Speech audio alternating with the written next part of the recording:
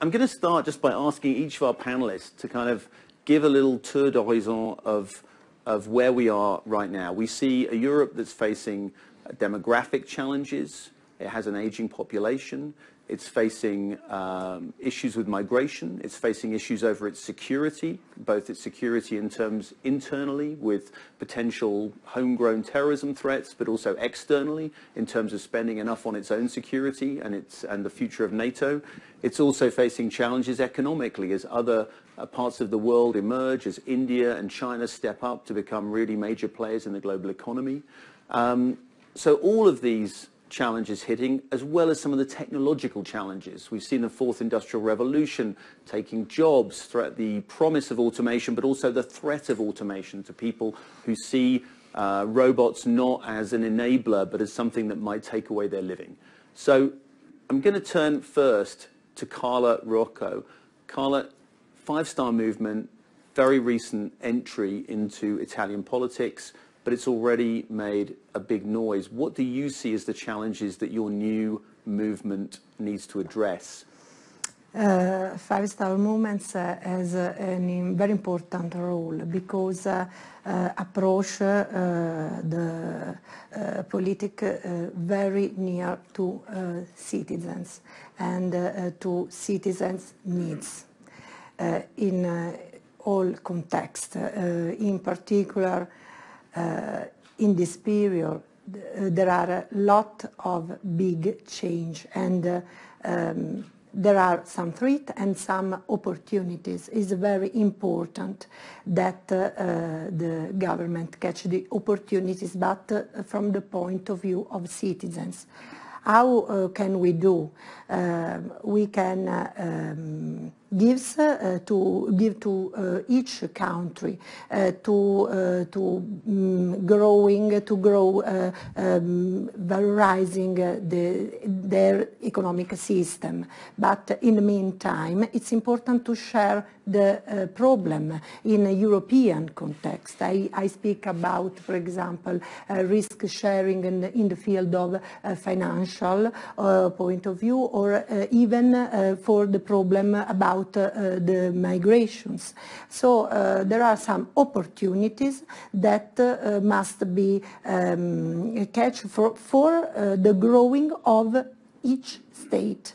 This is important, and this European framework doesn't give a good evaluation because there are some very strictly rules even in the field of financial, and it is not a good way to share at a level, an international level, the huge problems that can't find a solution in this way, but can also be postponed if they are not faced in an international level. So it's important there are some movements that pose some questions and some solutions to the old style way to make policy. From the 2008, there is a big crisis that invests the European context in particular, and this is the reason why, for example, as told before, for example, migrants that sometimes even have the right to go out from their country because of the wars. But they find a very difficult situation in the middle class of that place that they go, because of the crisis and because of the governments doesn't give the security, doesn't give a perspective to the citizens. So the confidence disappear and appear the certainly afraid, and for this reason, for this reason, they, for example, defined populism in a not right way, some movements that can instrumentalize some problems, and they are not concentrated on a proposal on the solutions of that problems. On the contrary, a populist movement in a right way of term means that you are near to the needs of the citizens, and you can form a government that can solve, can give a perspective for the future. For example, through a universal income that in a certain way can give the possibility to an economical restructuring. Because of the very big change of the labor market. But how would things like a bit more participation into those processes? Yes, of course. I think that participation is a very important aspect for citizens. So this kind of democracy, these instruments must be growing in each country, and and then must in a certain way listen the answer the citizen for a referendum the people want through a referendum. In Italy, for example, people ask a new government, and they had asked even through a referendum, but after that moment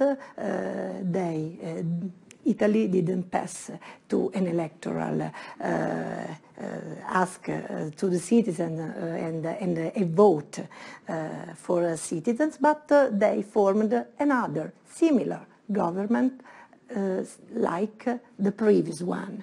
This is not right, because if you ask something to citizens, it's important that you listen what the citizen told you.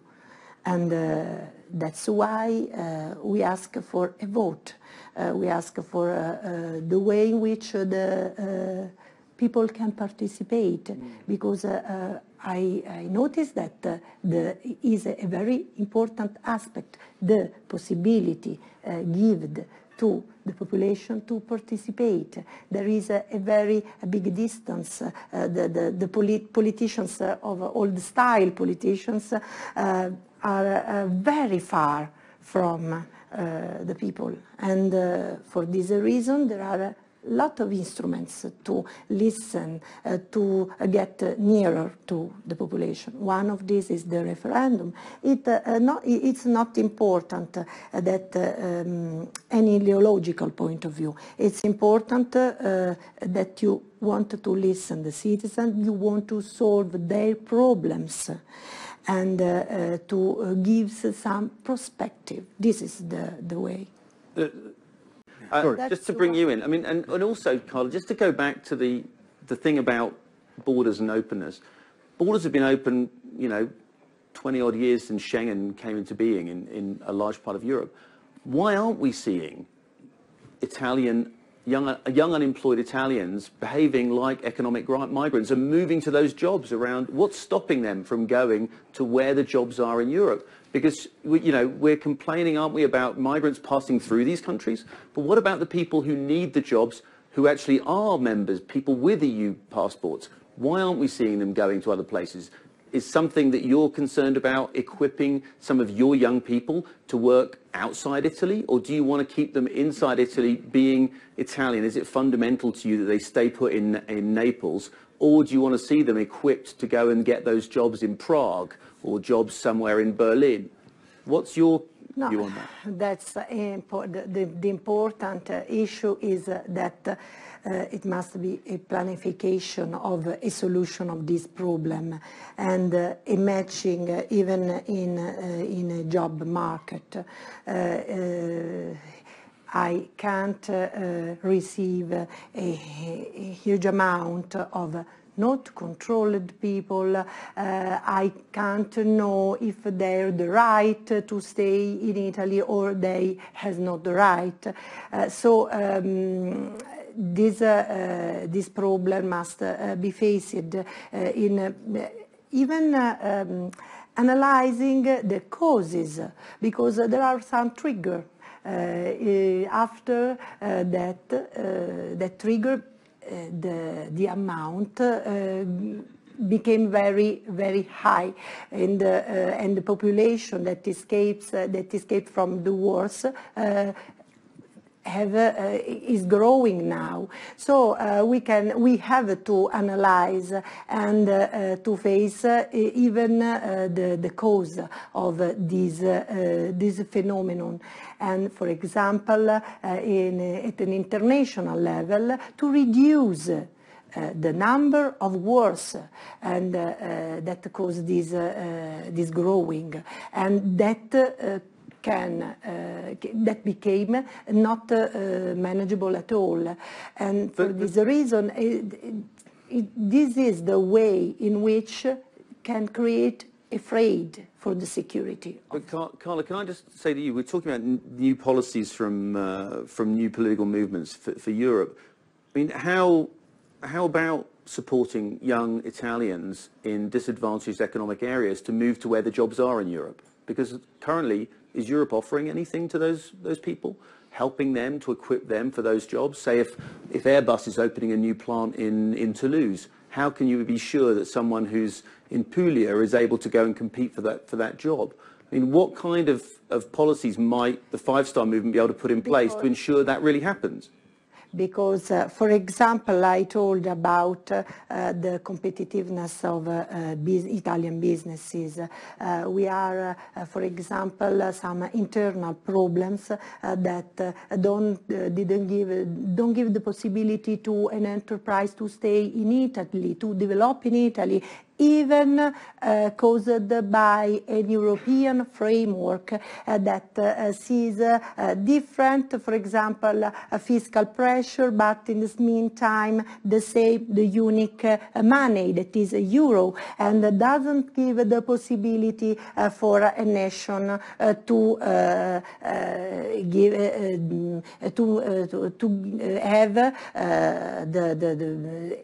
her own money and to give her businesses a framework of international competitive. So these are some problems that are not Italian the politicians and the governments don't pay attention to this problem, but other kind very far from these issues. So